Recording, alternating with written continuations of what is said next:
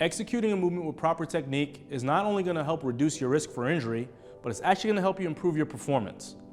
By utilizing proper technique, you're going to be able to maximize your efforts every time you execute a movement. When we talk about reducing injury, we understand that when we don't use proper technique, we start to compensate. If we're not aware of those compensations, they'll lead to energy leaks, and energy leaks usually lead to injury. So we want to make sure, A, we're going to improve your performance, but B, just as important, reducing your injury risk. You're going to challenge yourself, and we hope that you do. We want you to challenge yourself. We want you to push yourself to the limits, but without sacrificing form. We want you to be able to push yourself to the limits safely. So focusing on how to move efficiently is going to be very, very important. There are a couple of strategies that we can utilize to help you focus on moving efficiently. The first strategy, use your body weight. When you're starting to learn a new movement, we understand that some things can be complicated.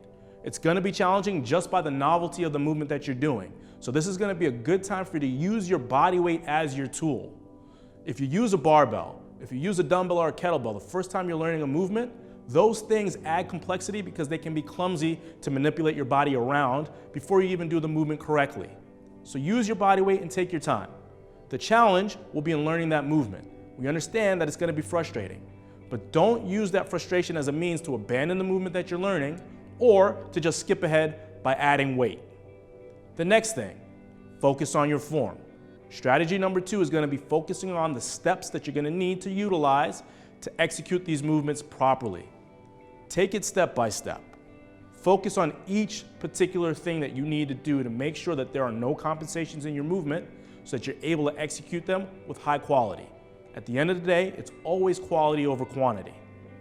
In order to work on strategy number 2, we're actually going to demo a movement for you. We want to take a deeper look at the squat, and we're going to focus on the key elements to the squat that we're going to need to execute it properly. First thing we want to focus on, foot separation. We're going to think about our feet being about shoulder width apart.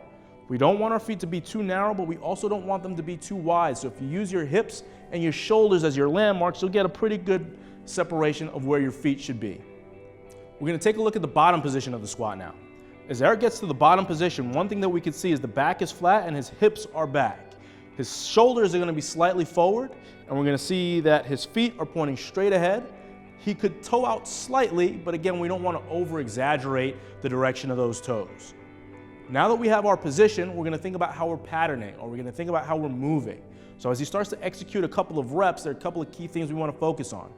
First, you notice that he's initiating this movement with his hips shooting back, thinking about sitting back into a chair.